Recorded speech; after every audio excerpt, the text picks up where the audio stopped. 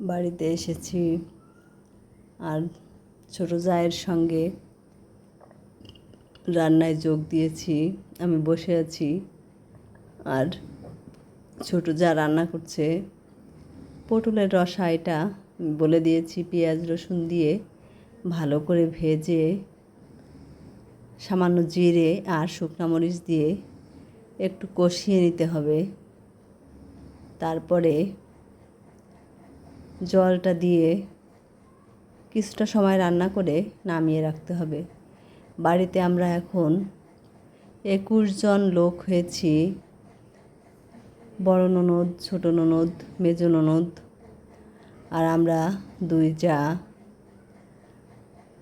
2 ভাই, ছেলে মেয়ে মিলে সবাই মিলে 21 জন। এখন 21টা হাঁসের ডিম সিদ্ধ করে চুলা হয়েছে।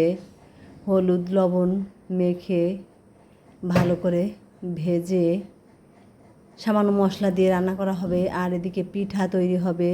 ছাঁচের পিঠা আমি তৈরি করছি আর খাওয়া হয়ে যাচ্ছে একই সঙ্গে, কিন্তু দেখাতেই পারিনি, শুধু পিঠাগুলো তৈরি দেখিয়েছি।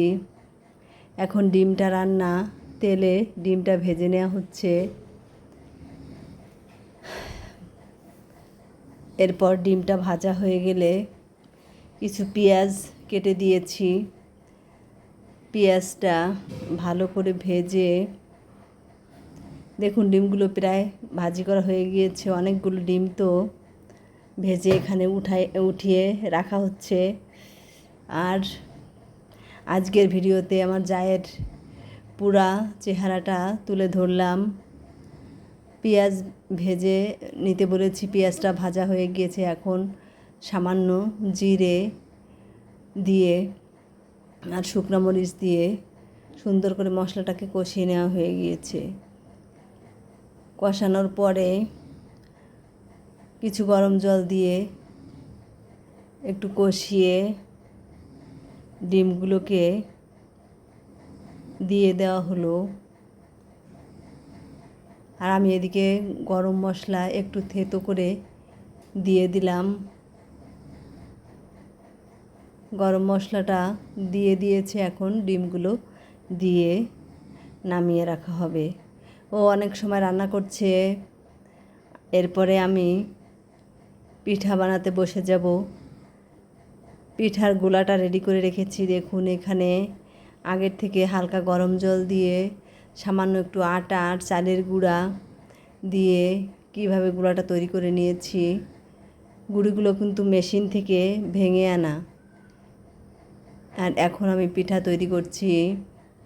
পিঠাগুলো কিন্তু অনেক সুন্দর হয়েছে।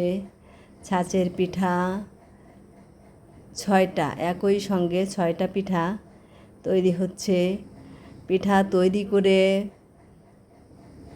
সারতেও পারেনি, এদিকে সবাই খেতে বসে গিয়েছে। খাবারটা কাঁচিটা পায়নি, তাই ছুরিটা দিয়ে পিঠাগুলো তুলে নেওয়া হচ্ছে। দেখুন পিঠাগুলো কেমন হয়েছে, অনেকটা সুন্দর হয়েছে কিন্তু। ধন্যবাদ সকলকে।